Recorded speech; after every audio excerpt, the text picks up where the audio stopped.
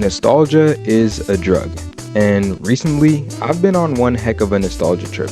For the past few months, I've been addicted to a lot of media from my childhood. Watching endless Gen Z 2010s core edits on social media, watching the old TV shows and cartoons that I used to have to either stay up late or get up early to catch on TV back when cable was still a thing. Listening to all sorts of music, from the earliest SoundCloud hits of today's biggest rappers, to the radio pop hits that I used to think were overplayed but now sound refreshing and unique after so many years. And also, a bunch of old Vine videos. There's a certain charm in revisiting media from your childhood. It's kinda comforting to look back on the days where all it took to entertain me was a fidget spinner and Vine compilations on YouTube. A time where my biggest concern was theorizing what Spider-Man would be like in the MCU.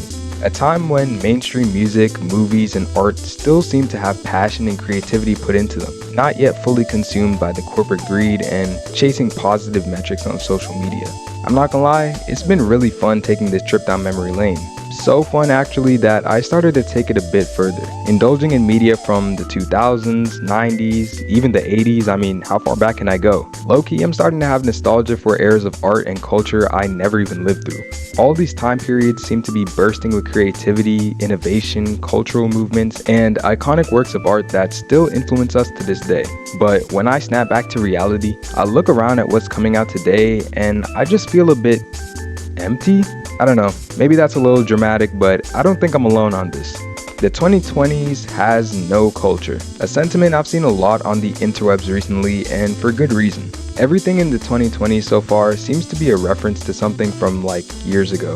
Every big Hollywood mega movie seems to be either like a remake, a legacy sequel, or a part of a long-running franchise that started in the previous decade. All of our current big artists pushed by the record labels harken back to sounds and aesthetics of other artists from a bygone era. A lot of fashion trends just seem to replicate styles that were in vogue like 20, 30 years ago. I think it's fair to say that 2020's culture is obsessed with nostalgia. But honestly, who cares? Like, is this really even such a bad thing? I mean, if people enjoyed something once, what's wrong with enjoying it again? It's not really hurting anybody, and as much as people say they hate stuff like remakes and played out franchises, I mean, they still make a bunch of money, so what's the big deal? Well, I think our cultural obsession with nostalgia goes a bit deeper than just the products and art we consume.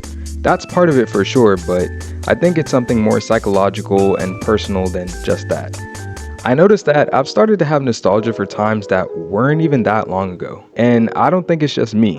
For example, 2016 is one of the most hyped up years in recent history by everybody, which is crazy because I remember everyone calling it the worst year ever while it was happening, and they were glad to leave it behind. We just didn't know how good we had it. And yeah, 2016 is almost 10 years ago now, but the way people talk about it makes it seem like way more time has passed. 2016 is like some super distant utopia now where everything was literally sunshine and rainbows.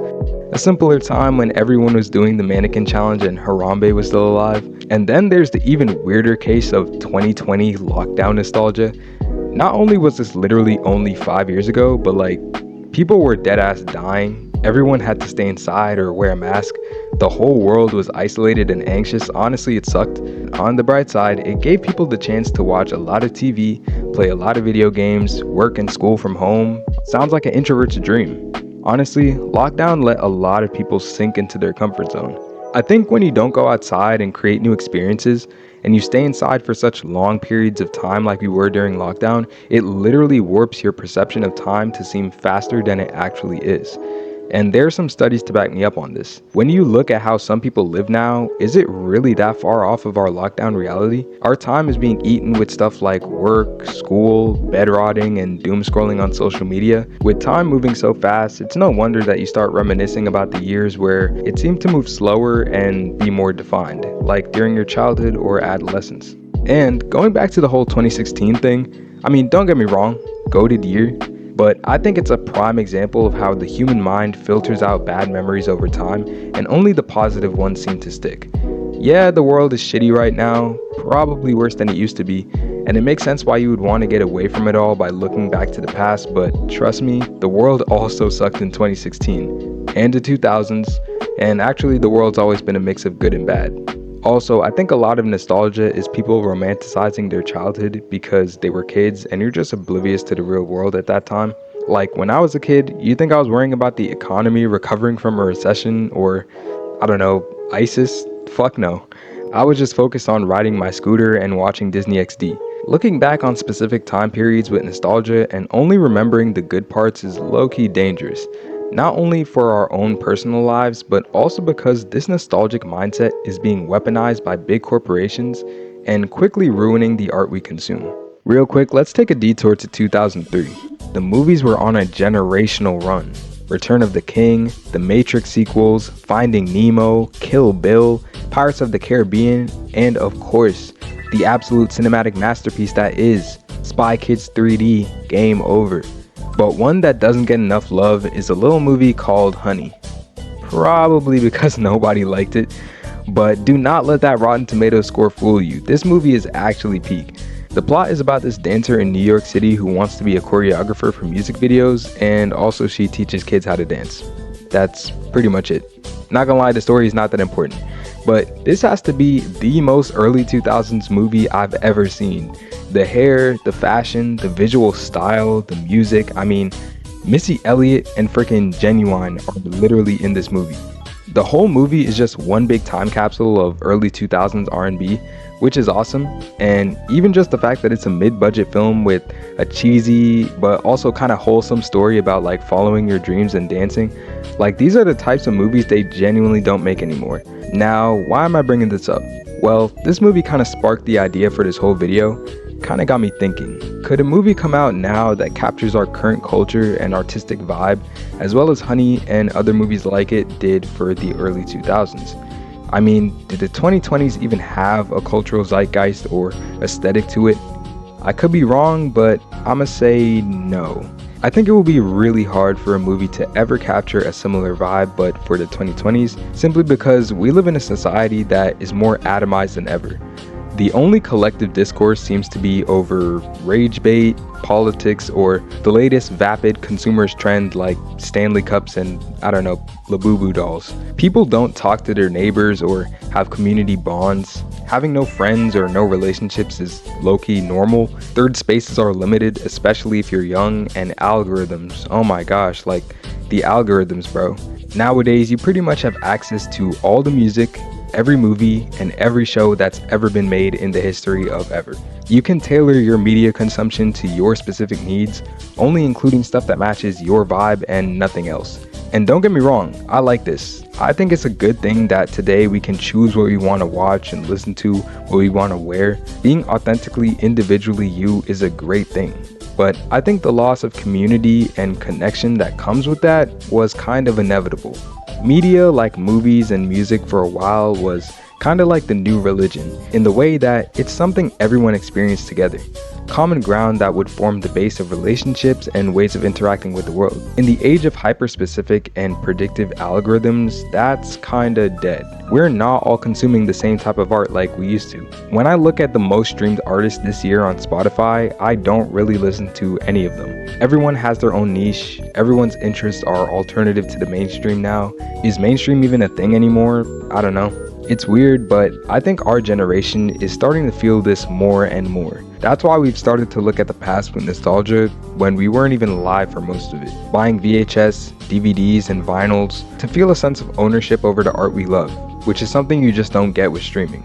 That's also why there are so many videos about the lack of third spaces or the death of the monoculture. I actually think it's kind of funny how the MCU is like the last big monocultural thing to kind of unite everybody. Whether you loved or hated the MCU, it was just everywhere during the 2010s, and everyone had an opinion on them. Like, I remember how hype everyone was when Infinity War and Endgame were coming out. You really just had to be there. While Endgame was coming out, I was in high school, and I remember how everyone in the class, from the big superhero nerds to the people who didn't know shit about Marvel, the only thing everyone was talking about was Avengers Endgame. It was such a whirlwind of hype that seemed to involve everybody, both in real life and on the internet. And I'm just like, damn, I don't think something like that could ever happen again. We're so isolated in our own personal interests that having cross-cultural wide appeal seems damn near impossible. How can there ever be any type of collective 2020s aesthetic or culture if everyone is in their own little bubbles? Well, Hollywood and record labels seem to have taken the easy route. Artists, clothes, games, movies, a lot of it is just recycling what people already liked. As a result, the 2020s just feel so stale and uninspired, lacking in artistic risk and evolution. But what really came first? Are the companies giving us repackaged slop because they see that we're nostalgic? Or are we feeling nostalgic because they keep giving us repackaged slop?